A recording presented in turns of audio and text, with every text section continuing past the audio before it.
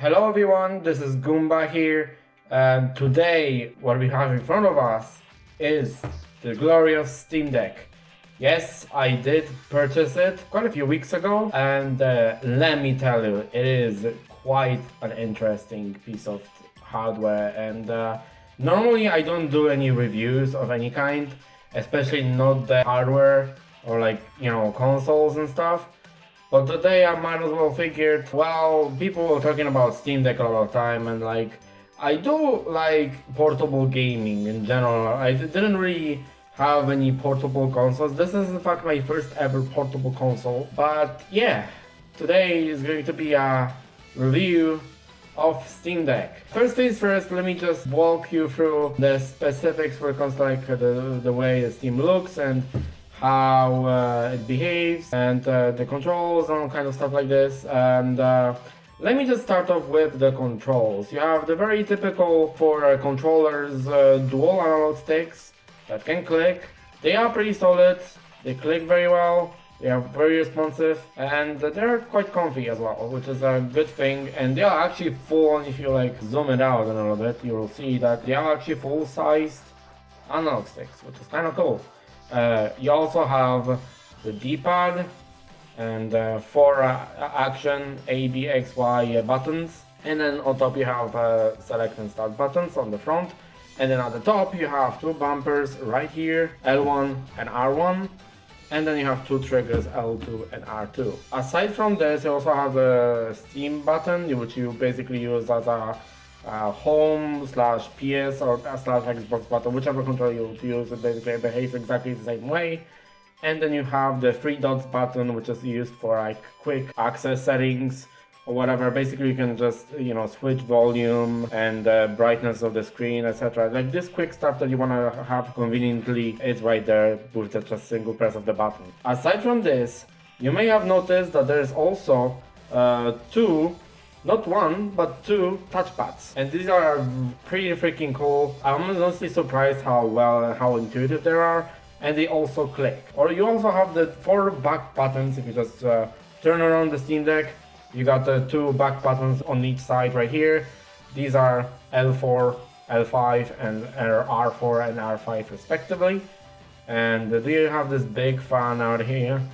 And from the top, if you also look here, you got the volume control buttons, a mini jack port, and then you have the power button, which is right here on the top, with the LED power indicator right next to it. And then you also have the USB-C, I don't know if you can see it properly, there's a USB-C port right here for charging. And then down here, you also got the expansion as micro SD card slot if you want to expand the storage. And well, yeah, that's basically all the buttons you got for the Steam Deck. And I'm honestly really surprised how really well it handles. The buttons are clicky, they are very responsive. Bumpers are very clicky as well. Some people may not like it because they're actually a bit loud than your usual bumpers, but they're pretty responsive. And then you got L2 and R2. Pretty much shaped like you would have in a PS5 or PS4 controller. They are shaped upwards, so you won't have any pointing fingers sliding out of the triggers. And yeah, that's basically it when it comes to the controls. Now, if you power up the Steam Deck, for the first time you'll be greeted by the welcome screen, the login screen. You will basically have the whole first config process where your Steam will ask you to connect to the Wi-Fi, then log into your Steam account. You have to keep in mind though, something that happened to me. If you don't have a consistent Wi-Fi access to the Steam Deck on the first config, you're going to have a difficult time setting it up, because if you select a Wi-Fi access point, whatever, for the first time, and when you're prompted to log into a Steam account, and then you, for whatever reason, you lose access to the Wi-Fi, you want to connect to the other one, at that point, you cannot, and you have to reformat the Steam Deck and start over again. So keep that in mind. You need to make sure that you have a stable Wi-Fi connectivity. Stable and not changing Wi-Fi connectivity, so you can sign up to the Steam account. Now that you have signed up to the Steam, you'll basically be greeted upon startup to a gaming mode, which is basically the mode which is designed for controllers, and you have the selection of the games and applications, As you can see, I also have games or applications that are normally not on Steam. So yeah, that means you can actually add custom apps to the Steam library and it will work just as fine. Aside from this, if you wanna not use the Steam gaming mode, you wanna do all kinds of other stuff, here's the really mind-blowing thing about this. It's not just a regular console, it's also a full-blown Linux-based PC. So if you go over and press the Steam button and scroll down to the power section, and then you can switch to desktop. And you'll basically be redirected to the Arch Linux-based desktop, and you are basically able, using the right touchpad, to use the desktop as you would normally do on a PC, which is really freaking cool. And also on top of that, it also allows you to do all kinds of things that Steam Deck doesn't normally let you do on a gaming mode. For example, install your own apps. For example, I got my browser installed, which is Brave. Also got Discord, Spotify, and also I got all kinds of games and emulator, even RPCS3. Kid you not, RPCS3 actually runs some games pretty decently, which I'll get to that in the video later on. And yeah, you can basically access your apps as you would normally do on a regular PC. You also got access, since it is a Linux-based operating system called CMS, you also have access to a terminal. You have to keep in mind, by the default, you have certain directories locked off to read only, and there's a command that will display right here how to turn it off. Be aware that this leads you to a quote-unquote less secure system. You basically are able to modify even more of the Linux files. If you just don't want to mess around with the Steam Deck too much, then that's fine. You can just simply re-enable the read-only mode on the Steam Deck. Right now I have it disabled because it's more convenient for me, because I can install apps and manage other things when it comes to the Steam Deck. But yeah, you can basically use the console and do whatever you want. You can install whatever packages. It's basically Linux. Also, you basically have access to the Steam desktop version. So you basically access it just like on a PC. And from there you can add custom apps which you can then open on the gaming mode. So for example, I already have certain apps added such as Spotify, Discord, but you can add more if you need. And then once you're all done, you can get back to the gaming mode and start the games you've added from there, which is pretty cool. You can basically access any kind of browser. By default, it installs the Firefox browser, but if you don't want to use that, you can perfectly install other applications such as Chrome or Chromium or Brave, which is in my case Brave, and you can browse internet as you normally do, just like you do on a PC. And you can also access the keyboard, which you can use with both touchpads by highlighting the buttons on a touch and pressing by pressing each of the touchpad. And one thing about the speakers, the Steam Deck also contains, if you don't want to use the mini jack, you can also listen to the either in-game audio or just whatever through those two front speakers. And let me tell you, they actually are pretty good sounding. And obviously this would not be captured in a video properly, but believe me when I say this, the sound quality of those speakers is really, really good. And obviously this won't be captured properly in the video, because trying to capture the speaker on the microphone is never really quite good. Now, let's actually get to the games and see how the Steam holds up with running the games. If you go into the gaming mode at first, of course, because you can also go back to the gaming mode after meddling around with the desktop version of the Steam Deck. And then you can launch games from there. You can play games that already are available on the Steam. So for example, one of the Steam games I like to play is Tekken 7. So you can just open it up. And while Tekken 7 doesn't really have that demanding minimum system requirements, it does take a lot of GPU resources to actually run the game properly. And in the case on Steam Deck, the best way to play it is obviously go on all the low settings, and then you will have a pretty consistent 60 FPS experience with the game. And also lower it down to 70, 80 render scaling, so it'll actually run more consistently. Round one. Fight. And then as you can see, it does run at a pretty stable 60 FPS. which is pretty freaking cool. I'm getting my outbeat. Well, aside from native Steam Deck games, you can also run pretty much any Linux game, or if you want to, using Proton or any kind of like a Windows virtualizer, you can also run Windows games on it as well. Obviously, since some games tend to use anti-cheats that are pretty invasive, that they won't even let you like play the game on Linux. There's games like, for example, Overwatch you can play just fine. I'll just give you an example of the game Minecraft, which is natively available on Linux. So here it is, Minecraft on a Steam Deck. Yes, you can also run it, and it runs also pretty well. I mean, it's Minecraft after all. It doesn't have particularly complicated graphics and all. As you can see, it runs pretty smooth on a Steam Deck, and you can even increase the render distance quite a bit. Steam Deck will have no issue with playing with the game at all. Barely dropping frames. That itself is not cool. What is cool is that I'm actually gonna blow your freaking mind. Before I do that, I obviously set the chunks down to like 10 or something, because it's going to be quite demanding. But yeah, you can actually run shaders on it too, and it'll run pretty smooth as well. If I go and run path traced global illumination shaders, yes, you can actually have path traced lighting or ray tracing basically. And as you can see, this freaking runs, and runs really well at that. How cool is that? You know, I did obviously optimize it to set like a low render scale and stuff like this, but we are hanging around 45 FPS, which is really heckin' cool. Obviously, this way you're gonna drain your battery even further. As you can see, we got the ray traced reflections.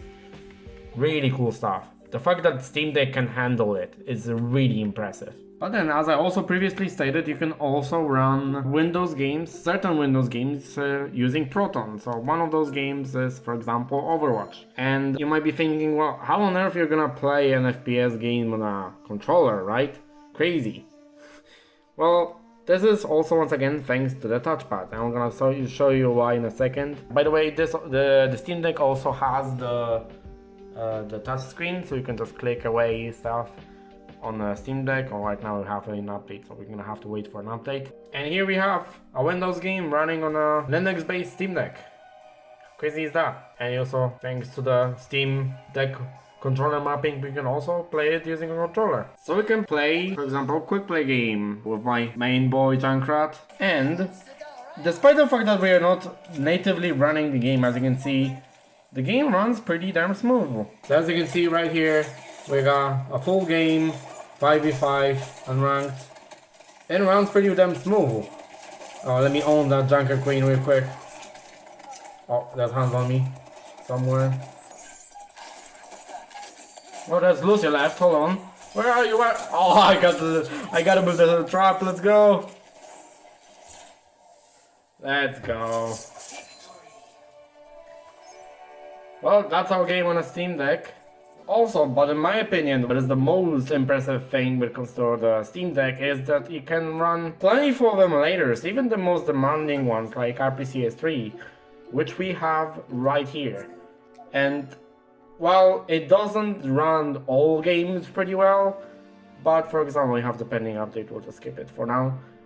We can run, for example, LittleBigPlanet 2, my favorite childhood game of all time, pretty damn good. Obviously with pretty optimized config, and including the disabled MLAA patch. Here it is, LittleBigPlanet 2 booting up on an RPCS3 on a Steam Deck. This is so cool. And once the game loads up, we're gonna connect to the Beacon custom servers as usual. And we are on the pod. As you can see, we can browse the levels. Could try the newest level we got. And we got the game running almost on full speed. I guess it's compiling the bubbles because we haven't collected them yet. But yeah, after we compile them, as you can see, it does run pretty well. We are hovering around 25 to 30 FPS. If we can jump that, that'll be cool. This level kind of reminds me of like LPP1 days. Even though it's not an LPP1 level, because you can see we have the bounce pad and stuff like this. Oh, I just fell down. Yeah. I guess we'll try another time. Off screen, I suppose. But yeah, as you can see, it runs it pretty damn well. And just to prove you guys, we can try to go for like flying into the face of danger. Let's try this level. This level is pretty damn cool. Decent level, 20, we're hitting 25, 30 FPS. Well, basically we are combining the shaders, so it's gonna be slower the first time we get on the level. As you can see, it runs it really well. I will release a tutorial on how to set up the LittleBigPlanet games on a Steam Deck, because it does involve a little bit more complicated process than on Windows. And you will basically have to make sure you optimize the game a little bit more. But as you can see, it runs pretty damn well. What's also cool about the Steam Deck is that you can pretty much customize any controls. In the case of Overwatch, you might be thinking, well, how are you supposed to play an FPS game on a controller, right? Well, fear not, we can customize our controls to our heart's content, and I optimize the controls to make it comfortable for me to play pretty much any FPS game.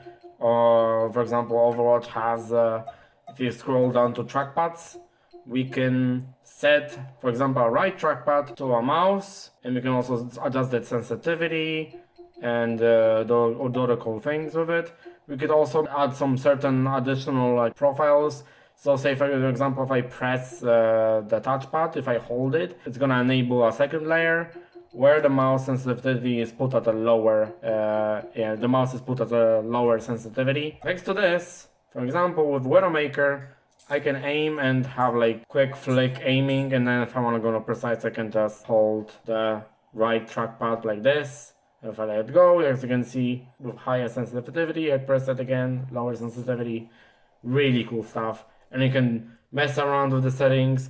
One thing that I'm actually surprised is how customizable the controls are. For example, trackpads by default have a very noticeable haptic feedback. So for example, I have it set on the left trackpad, and I can feel as I smear the trackpad with my finger. But you can also customize this on the case of the right trackpad. I set it to be completely turned off, but you can set the sensitivity of the haptic feedback.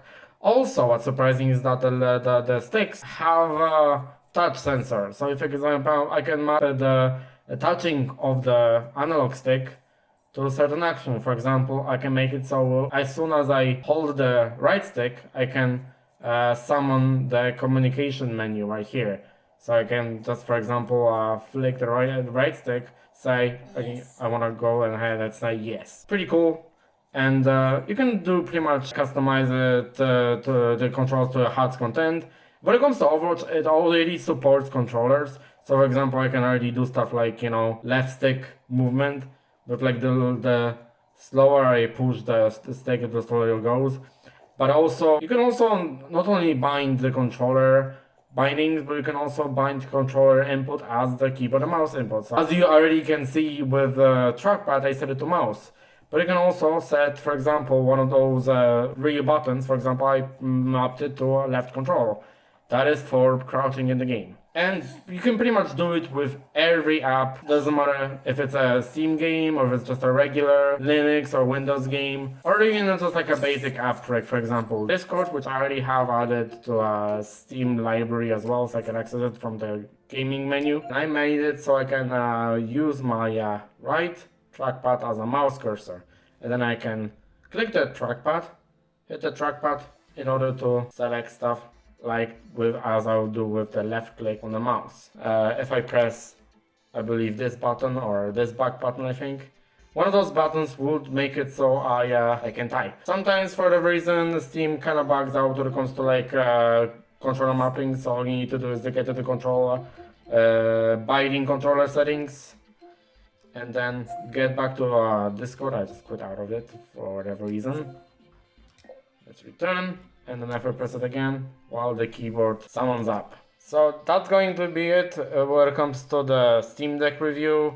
When it comes to like the battery life, depending on how demanding the games you're running, Lightweight games such as Minecraft without shaders, of course. It will probably take around 4 to 5 or even 6 hours to deplete the battery completely. On more demanding games, and especially emulators, you can get the battery fully drained within just like 2, maybe even 3 hours.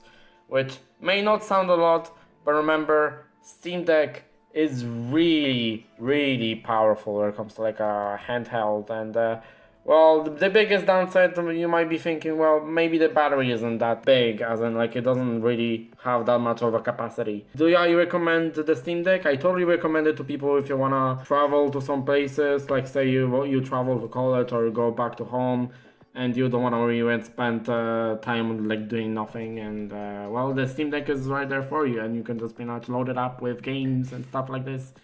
Pretty damn cool, and I totally recommend it because it's, while it may be pricey, the price per performance for a portable device like this is pretty damn impressive, and I cannot really think of any handheld which has this good of a value for this much amount of money. Basically, I have the Steam Deck, but I forgot to mention this is the Steam Deck that has the 256 gigs of memory storage. Also comes with this cool looking bag, so you can just hide the Steam Deck.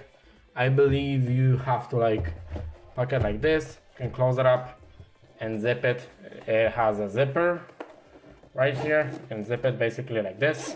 And the Steam Deck also comes with the USB-C battery charger and a USB-C cable, obviously, so we can plug in to the Steam Deck and you'll be able to charge it. Steam Deck actually does charge up pretty quickly. From the low battery, it goes like about 1 hour or something, or maybe even shorter, to a full battery. So it's not really that big of a deal. You can charge overnight easily. It won't be like, you know, full battery once you wake up. Yeah, that's gonna be pretty much it. And yeah, I totally freaking recommend Steam Deck. It's really cool. And obviously, this will not be a device for you if you don't travel that much, or if you don't really like big portable devices. Because let me tell you, this device is pretty damn big. It's way bigger than even Nintendo Switch. But yeah, that's gonna be it for today's review. I hope you enjoyed it. I hope I convinced you to get a Steam Deck if you were unsure to get one. And well, that's going to be it for today's video. I thank you guys for watching. Like if you enjoyed it, and subscribe if you wanna see more content, no matter if it's a Steam Deck or just regular games. Be sure to follow my Twitter. I always am regularly visiting and commenting stuff on Twitter. Yeah, that's pretty much it. Once again, thank you all guys for watching, and I will see you in the next video. See ya!